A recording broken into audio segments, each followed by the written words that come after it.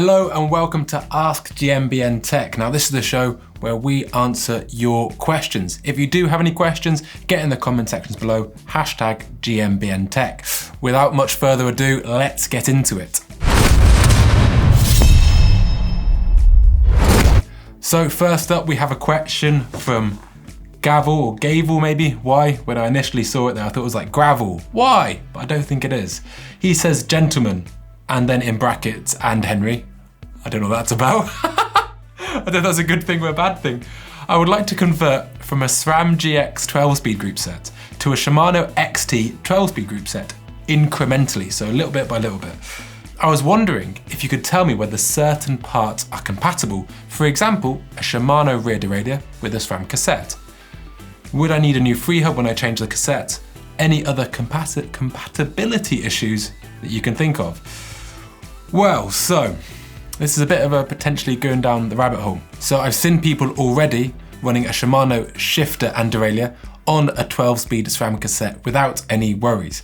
I've also seen videos, on YouTube and all this of people saying you can run a Shimano shifter on a SRAM mech. The issue with this is it might shift really well in your work stand, but under high load issues might reveal themselves. I would personally, to be honest, quite happily run a SRAM cassette on a Shimano mech and shifter, but I wouldn't be mixing up the shifter and the mech.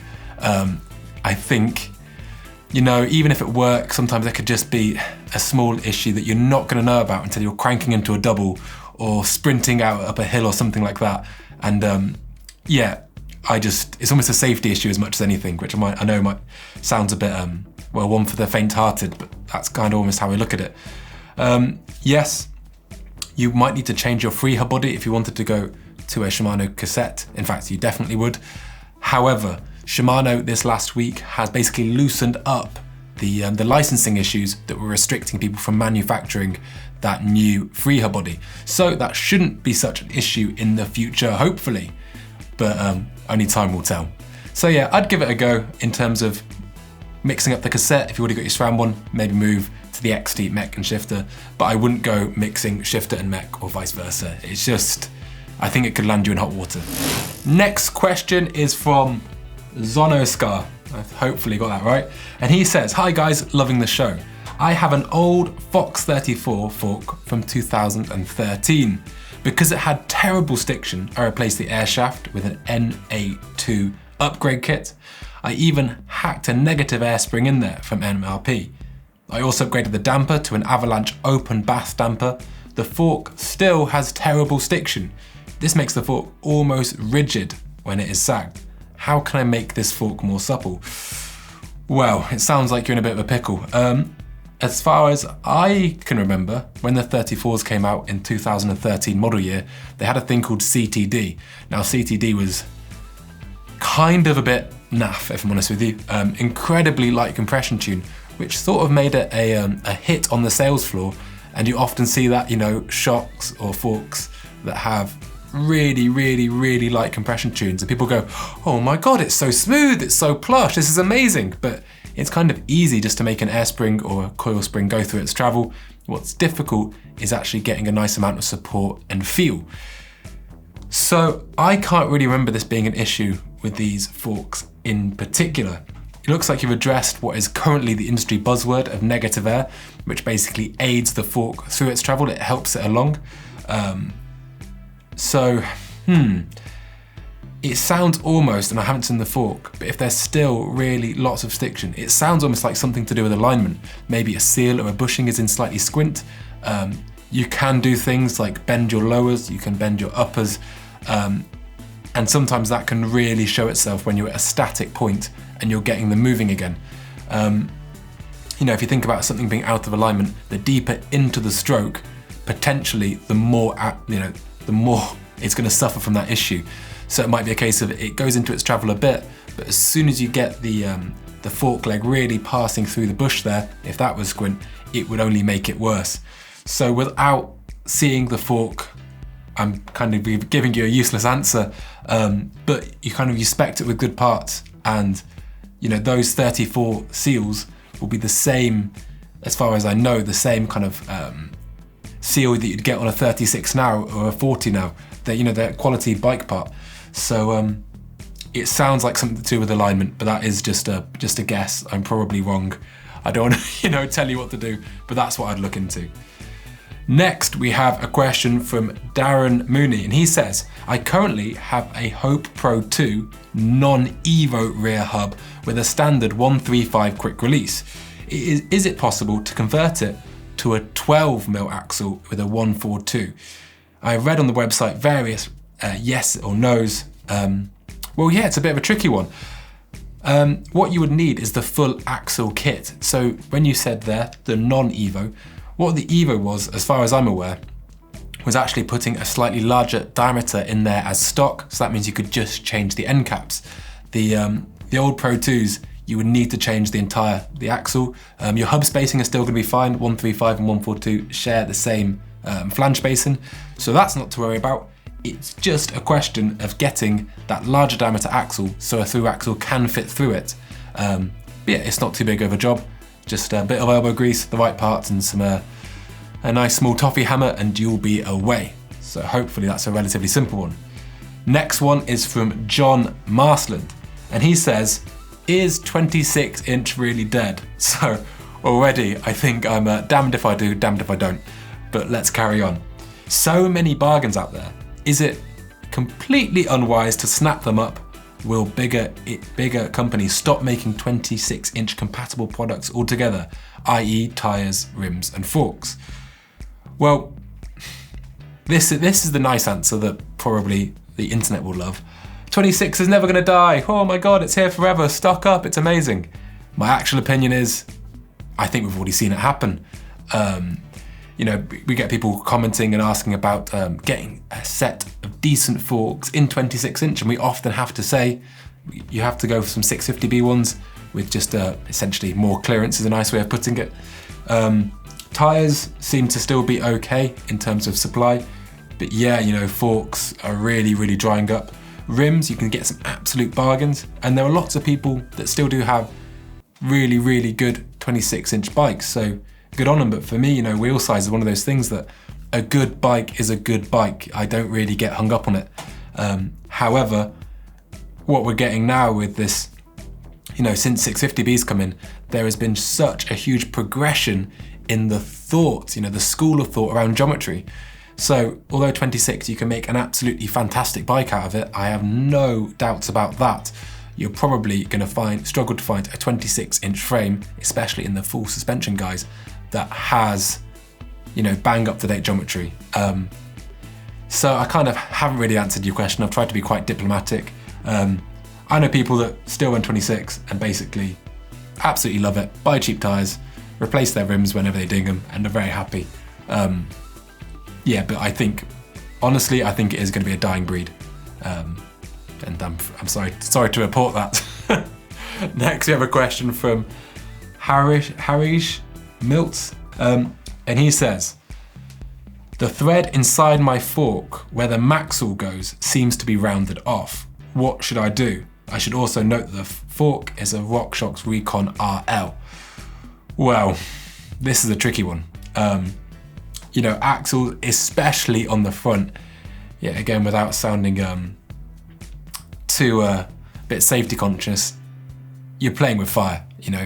You could be tempted to drill that out, which is normally an incredibly soft alloy, in those sometimes even magnesium lowers, and then you could, with that large diameter, put a helicoil in there, which could work.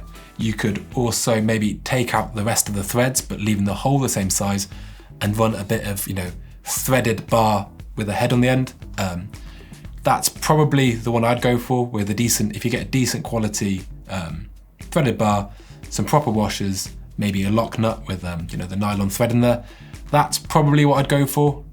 But the best option would be to buy some new lowers. I know that's not the answer you want, and it's okay for me to sit here and be like, just get some new lowers. I know they're expensive, but yeah, it's a safety concern, to put it lightly. If your front axle goes bye-bye when you're going down something steep, it would just be no.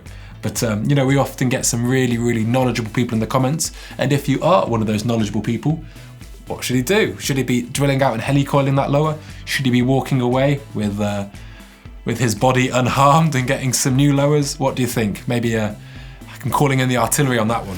The next question is from Alex Pat. He says, hey guys, in the quest for simplicity, a very noble cause, whilst maximising gear ranges, has anyone ever experimented with a 3x1 drivetrain? Would you even be able to get it to work? Well, you could do. I mean, I have a friend that runs a Hammerschmidt, which is a huge range, almost kind of like, you know, planetary gear system crankset, and he runs it single speed, so he basically has a climbing gear and a descending gear, but that's done internally, so there isn't a change in chain tension. The issue you're gonna have is obviously between, say, a 22-tooth small ring and a 46-tooth chain ring, they're gonna demand a whole different chain length. So that would normally be taken care of by your rear derailleur. Rear derailleurs, especially long cage ones from back in the day in particular, were really, really long to cope with this. Now we've gone to, if you were to go on a standard single speed, you would have a very, very short cage, which is there just to take up the slack of maybe chain growth. Now, why am I getting at this? Well, because the reason you have that relatively short cage on the chain tensioner is, if you actually look at it as well, is the top guide normally takes the chain in such a way that it is basically running almost, you know, negative B tension. It is so close and underneath those sprockets, and that's really going to help with engagement. If you were to run a standard derailleur, you might struggle to get that top jockey wheel down and underneath the stay enough, which would mean the chain would just slip.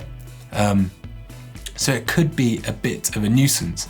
You could always try it, maybe try butchering some parts, maybe, you know, kind of take a metal file or a hacksaw to an old derailleur and see if you can get the orientation so it sits nice and deep into its path, really. But that's the only thing I'd worry about. But in terms of chain line and stuff like that, you'd probably be okay if you kept it in the middle of the block, and yeah, it probably wouldn't be that bad. I've never tried it. Let me know how you get on. I'm sure if you're familiar with bikes, you'll find a setup that works for you eventually. But just watch out for that B tension and make sure that top jockey wheel is really taking the chain all the way around. So, next question from, and I'm really going to butcher this name, I'm so sorry. It is Cosima Ciliax. There we go, I'm leaving it out there. And they say, I'm trying to bleed my old Avid Elixir 1 brakes for the first time in a long while. I got the bleed kit from Avid and followed the instructions perfectly. However, I can't push the fluid from the syringe at the caliper to the one at the lever. Both clamps are open and the syringe is threaded nicely. If I push hard, the fluid ends up on the floor. I also tried pushing from the lever to the caliper, but it doesn't work. This is the case for both front and rear brake. I've read online that dirt particles and pieces from the old and brittle O-rings can block the insides of the system, and that it helps to clear the hose and take apart the lever. Could that be possible? Both brakes, you say, worked, but were kind of spongy beforehand. Yes, the Avids tend to be quite easy to disassemble. Nothing too complicated there.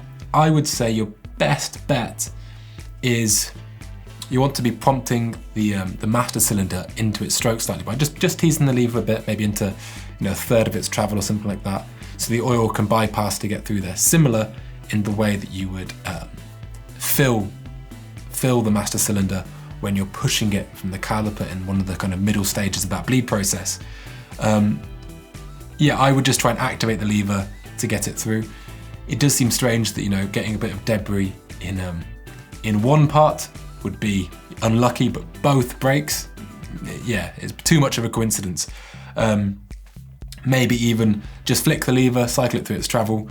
With those ones, actually, what was really good is if you took the lever off the bar, and as you're when you're bleeding the lever, as you're gently pulling up, if you rotate it, move it around, sometimes it can help where the air's getting trapped in all these little nooks and crannies. It can help it work up.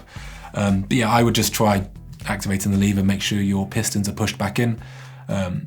I've had this before, it did happen to me. I can't remember what I did. I'm pretty sure I did just that, but I did get it to work just by moving stuff around and having a play. Next question is from ARON ASHMOLE, and he says, hey guys, is there a way to bodge? Good start, and I like a good bodge. bodge a dropper post out of an old front shifter? Well, yeah, there is. All that you need is a seat post that basically is the way the cable orientation is. Some get bolted up at the lever and some at the bottom of the seat post. You need that second type because obviously you've got a standard inner cable in a standard shifter. But it actually takes sometimes quite a little amount of cable throw just to to get that actuator working. So yeah, totally do it. You can do it with grip shift, you can do it with 2x1s. You can even just hacksaw off that second paddle because it's not needed, maybe file it down. I have seen some people do it really, really nicely and take all the internals apart, but it's like a jack in the box, some of those shifters, and just springs and pulls everywhere and it's just a nightmare. So I probably wouldn't get involved in that. I would probably just try and get it to actuate and then basically with a very delicate and deft hacksaw work, remove the bits of the shifter that I don't want. In fact, I've done that before and it worked fine. So yeah, see how you go with that one. And that's it from us this week, guys. Don't forget to get in the comments below. Let me know what you think. Have I covered all the bases? What would you do differently? It's always good to see those answers. Now, if you want to stick with the channel, we did a really good tech track walk with the one and only Eddie Masters. Really in-depth look at the hardline course, how demanding it is on riders and setup. And yeah, hopefully a good bit of content for you. The other thing we had on Tech Channel was my Everest bike that came out at the weekend. So how did I spec a bike to do what was, to be honest, an absolutely gnarly ride? That was my Canyon Strive, spec'd to perfection. I absolutely love riding that thing. As always, don't forget to like and subscribe, and thank you very much for watching. We'll see you next time. Cheers, guys.